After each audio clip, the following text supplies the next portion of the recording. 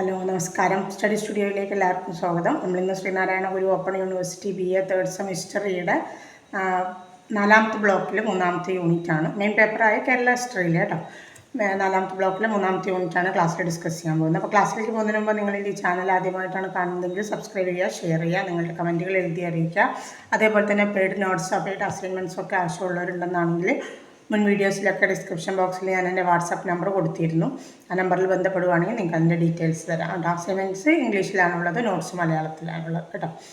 അപ്പോൾ നമുക്ക് പിന്നെ 4ാമത്തെ ബ്ലോക്ക് പെരുമാൾ ഏജാണ്, പെരുമാൾ കാലഘട്ടത്തെക്കുറിച്ചാണ്. അപ്പോൾ സോഴ്സുകൾ നമ്മൾ പറഞ്ഞു കഴിഞ്ഞു. ഇനി നമുക്ക് അവരുടെ പൊളിറ്റിക്കൽ സ്ട്രക്ചറാണുള്ളത്, അതായത് രാഷ്ട്രീയ ഘടന. അതിൽ നമ്മളോട് ചോദിക്കാൻ സാധ്യതയുള്ള പ്രധാന ക്വസ്റ്റ്യനിൽ മധ്യകാല കേരളത്തിലെ രാഷ്ട്രീയ സാമൂഹിക ഘടനയിൽ നൂറ്റുവർ സംഘത്തിൻ്റെ പങ്കാണ്. നൂറ്റുവർ വഹിച്ച പങ്ക് അല്ലെങ്കിൽ അവരുടെ റോൾ എന്താണ്, നൂറ്റുവർ സംഘത്തിൻ്റെ റോൾ എന്താണെന്നാണ്. അപ്പോൾ ഈ നൂറ്റുവർ എന്ന് പറയുന്നത് പ്രധാനമായിട്ടും നാടുവാഴികൾക്കും ദേശീയ അധിപന്മാർക്കൊക്കെ കീഴിലുള്ള ആനുകൂല്യപ്പെട്ട ഒരു വിഭാഗം. ആനുകൂല്യപ്പെട്ട എന്താണ്, കുറേ ആനുകൂല്യങ്ങൾ പറ്റുന്ന ഒരു വിഭാഗങ്ങളായിരുന്നു. ഇവർ ഭരണ സംവിധാനങ്ങളിലും സൈനിക സേവനങ്ങളിലൊക്കെ പ്രധാന പങ്ക് വഹിച്ചിരുന്നു. ഏത് കാലഘട്ടത്തിൽ? പെരുമാൾ കാലഘട്ടത്തിൽ. നാടിൻ്റെ ഭദ്രത പലപ്പോഴും ഉറപ്പാക്കാനും ന്യായവ്യവസ്ഥയിൽ പങ്കാളിത്തം, ഭരണകാര്യങ്ങളിൽ ഉന്നത സ്ഥാനം എന്നിവയൊക്കെ വഹിച്ചിരുന്ന ഒരു വിഭാഗം ആളുകളാണ് ഈ നൂറ്റുവർ സംഘങ്ങൾ എന്ന് പറയുന്നത്. പലപ്പോഴും രാജാക്കന്മാർ നൂറ്റുവരെ തങ്ങളുടെ സൈനിക പിന്തുണയ്ക്ക് വേണ്ടിയിട്ടാണ്, അവരുടെ കീഴിൽ പടയാളികളുണ്ട്, സൈന്യം എന്ന് പറയാൻ കഴിയില്ല. അപ്പോൾ ആ പടയാളികളെ പലപ്പോഴും വലിയ വലിയ യുദ്ധങ്ങൾ നയിച്ചിരുന്നവരാണല്ലോ ചില ഭരണാധികാരികളൊക്കെ.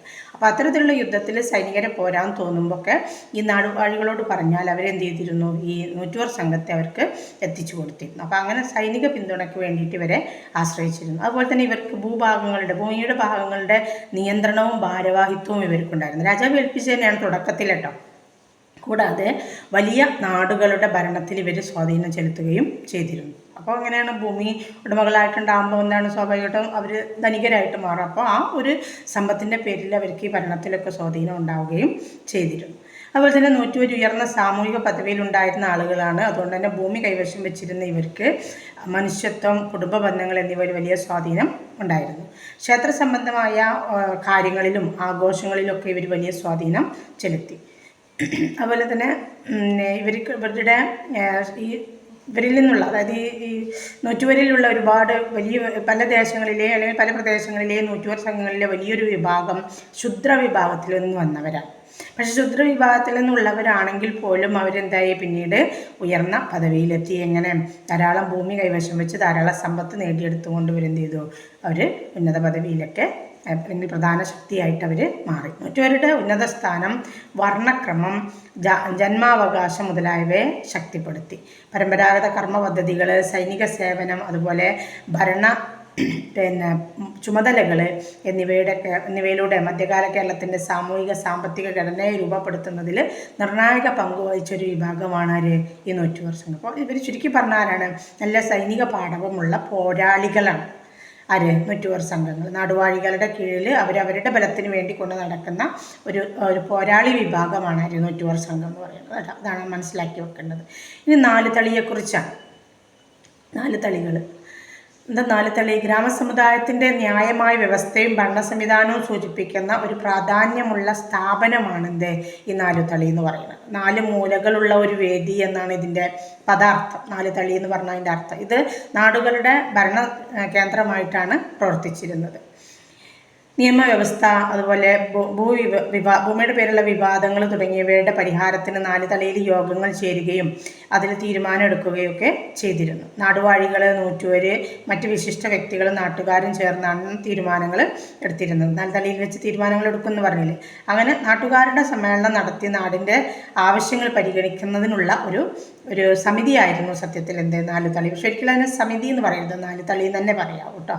ചട്ടങ്ങളും നിയമങ്ങളൊക്കെ രൂപപ്പെടുത്തുന്നതും അതുപോലെ തന്നെ അത് നടപ്പിലാക്കിയിരുന്നതും ഒക്കെ ഇവിടെ വെച്ചിട്ടായിരുന്നു, ഈ 4 തളിയിൽ വെച്ചിട്ടായിരുന്നു. ഇനി 4 തളിയുടെ ഘടന സാധാരണയായിട്ട് 4 ദിക്കിലായിട്ട് 4 പ്രധാന പ്രതിനിധികൾ നിന്നിരിക്കും. 4 തളി എന്ന് പറയുന്നത് കേട്ടോ. 4 ദിക്കിൽ 4 പ്രധാനികളായിട്ടുള്ള ആളുകൾ നിൽക്കും. എന്നിട്ട് അവരിൽ ചിലർ നാടിൻ്റെ പ്രതിനിധികളായിട്ട് പ്രവർത്തിക്കുന്നവരായിരിക്കും. 4 തളി വഴി ഗ്രാമങ്ങൾക്കും ദേശങ്ങൾക്കും കേന്ദ്രഭരണ സംവിധാനം ലഭിച്ചു. സാമൂഹ്യ നീതിയും വ്യവസ്ഥിതിയും ഒക്കെ സമാധാനപരമായിട്ട് നിലനിർത്താൻ ഇവർ വലിയൊരു പങ്ക് വഹിച്ചു. 4 തളിക്കാർ. അതായത് നാലുതളി മധ്യകാല കേരളത്തിലെ നാടിൻ്റെ ആധികാരികതയും സാമൂഹിക സംവിധാനവും ഉറപ്പിച്ച ഒരു മുഖ്യ ഭരണ കേന്ദ്രമായിരുന്നു. അതാണ് അതിൻ്റെ ചുരുക്കം കേട്ടോ. ഇനി പെരുമാൾ രാജ്യത്തിൻ്റെ ഭരണ സംവിധാനമാണ്. ഇത് എസ് അതാണ് കേട്ടോ, പെരുമാൾ കാലഘട്ടത്തിലെ ഭരണ സംവിധാനം.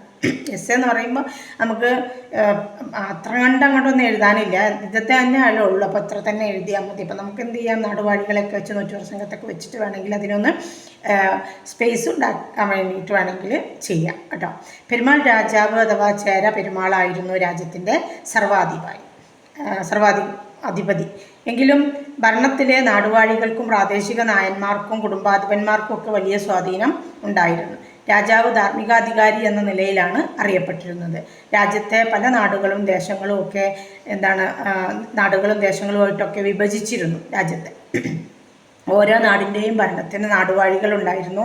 നാട്ടിലെ മുൻനിര വ്യക്തികളുടെ സമ്മേളനം ഭരണകാര്യങ്ങളിൽ നിർണായകമായ ഒരു ഉപദേശക സമിതിയായിട്ട് വർത്തിച്ചു. രാജാവ് സൈനിക നായന്മാരുടെ വിഭാഗങ്ങളിൽ സൈനികരിൽ ഉൾപ്പെടുത്തിയിരുന്നു. ഭൂമി കൈമാറ്റം, ന്യായവ്യവസ്ഥ എന്നിവയിൽ നൂറ്റുവർ സംഘത്തിന് വലിയ സ്വാധീനവും പങ്കും ഉണ്ടായിരുന്നു. ക്ഷേത്ര കേന്ദ്രീകൃത ഭരണ സംവിധാനമായിരുന്നു ചേര ഭരണകാലത്ത് അല്ലെങ്കിൽ പെരുമാൾ ഭരണകാലഘട്ടത്തിൽ ഉണ്ടായിരുന്നത്. ക്ഷേത്രങ്ങൾ പൊതുസമ്മേളനത്തിലും ധനകാര്യത്തിലും വലിയ പങ്ക് വഹിക്കുകയും ചെയ്തു. ഭൂമി രാജാവിൻ്റെ ഉടമസ്ഥതയിലായിരുന്നുവെങ്കിലും അതായത് രാജാവിൻ്റെ ഉടമസ്ഥതയിലുള്ള ആ ഭൂമികൾ എന്ത് ചെയ്തിരുന്നു, പരമ്പരാഗതമായിട്ട് നാട്ടുകാരും ദേശാധിപന്മാരും കൈവശം വെച്ചിരുന്നു. വാസ്തവത്തിൽ രാജാവിൻ്റെ ശക്തി എന്ന് പറയുന്നത് എന്താണ്, ഒരു ധാർമ്മികതയുടെ അല്ലെങ്കിൽ ആധ്യാത്മികതയുടെ പ്രതീകമായിട്ടാണ് നിലനിർത്തിയിരുന്നത്. അല്ലാതെ അന്യായമായ നിയന്ത്രണങ്ങളൊന്നും ആർക്കുണ്ടായിരുന്നില്ല, രാജാവിന് ഉണ്ടായിരുന്നില്ല. സൈനിക ശക്തികൾ രാജാവിൻ്റെ കീഴിൽ തന്നെയാണ് പ്രവർത്തിച്ചിരുന്നത്. നാടുവാഴികൾ, നായന്മാർ, അരശുകാർ എന്ന് പറയുന്ന ഒരു വിഭാഗം തുടങ്ങിയവർക്ക് നാട്ടു നടപ്പിൻ്റെ കാര്യത്തിൽ സ്വതന്ത്രമായ നിലപാട് ഉണ്ടായിരുന്നു. വാണിജ്യവുമായി ബന്ധപ്പെട്ട് പെരുമാൾ രാജ്യം ബലമുള്ള ഒരു സാമ്പത്തിക ഘടന ഉണ്ടാക്കിയെടുക്കുകയും ചെയ്തിരുന്നു. അങ്ങനെയുള്ള വിദേശ രാജ്യങ്ങളുമായിട്ട് റോം, ചൈന തുടങ്ങിയ വിദേശ രാജ്യങ്ങളുമായിട്ടൊക്കെ വ്യാപാര ബന്ധം പുലർത്തിയത്. അങ്ങനെ ഒരു പ്രബല സാമ്പത്തിക ഘടന അവരുണ്ടാക്കിയെടുത്തിരുന്നു. ശരിക്കും പറഞ്ഞാൽ പെരുമാൾ ഭരണ സംവിധാനം ഒരു കേന്ദ്രഭരണ പ്രദേശവും സ്വയംഭരണവും ഒന്നിച്ചുള്ള ഒരു സംവിധാനമാണ്. രാജാവ് പ്രതീകാത്മകമായ ഒരു പദവി മാത്രമേ രാജാവിനുണ്ടായിരുന്നുള്ളൂ. കാരണം നടുവാഴികൾക്കും നൂറ്റുപേർക്കും അതുപോലെ ദേശത്തിലെ പ്രമുഖന്മാർക്കൊക്കെയാണ് അവിടെ സ്ഥാനം ഉണ്ടായിരുന്നത്. അപ്പോൾ ഒരു പ്രതീകാത്മകമായ ഒരു നാമമാത്രമായ ഭരണം രാജാവ് നയിക്കുകയും അതിൻ്റെ വാസ്തവിക ഭരണ സംവിധാനം ദേശാധിപന്മാർക്കും നടുവാഴികൾക്കൊക്കെ ലഭിക്കുകയും ചെയ്തിരുന്നു. ക്ഷേത്ര കേന്ദ്രീകൃതമായ സമ്പത്തും സൈനിക ശക്തിയും നാട്ടുസമിതികളും ഒക്കെ കൂടിയാണ് പെരുമാൾ ഭരണ സംവിധാനത്തിൻ്റെ അടിസ്ഥാന ഘടകങ്ങളായിട്ട് പ്രവർത്തിച്ചത്. അപ്പോൾ ചുരുക്കി പറഞ്ഞാൽ എന്താണ് ഇവിടെ നമ്മൾ മനസ്സിലാക്കുന്നത്, അവരുടെ ഭരണത്തിൽ രാജാവുണ്ട്. രാജാവ് സർവാധികാരിയാണ്. എങ്ങനെ, അവരുടെ രേഖകളിലൊക്കെ സർവാധികാരി. പക്ഷെ ഭരണത്തിൽ രാജാവിന് എന്തില്ല, അതിയായ അങ്ങോട്ട് എന്താ പറയുക, സ്വേച്ഛാധിപത്യം നടത്താൻ കഴിയില്ല. കാരണം അവിടെ രാജാവ് ആ പദവിയിലിരിക്കുന്ന ഒരു സർവാധിപതിയായിട്ട് ധാർമ്മിക കാര്യങ്ങളൊക്കെ നോക്കി നടത്തുന്ന വ്യക്തിയായിട്ടിരിക്കുമ്പോൾ നാടുവാഴികളും ദേശബന്ധുക്കളും ഒക്കെയാണ് ഭരണത്തിൽ സജീവമായിട്ട് ഇടപെട്ടിരുന്നത്. അങ്ങനെ ഒരു പ്രത്യേകത ഇതിനുണ്ടായിരുന്നു പെരുമാൾ ഭരണ കാലഘട്ടത്തിന്, അല്ലെങ്കിൽ നമ്മുടെ ചേര ഭരണാധികാരികൾക്ക് ഉണ്ടായിരുന്നു. ഇത്രയാണ് ഈ ഒരു യൂണിറ്റിൽ വരുന്നത്. Okay, thanks.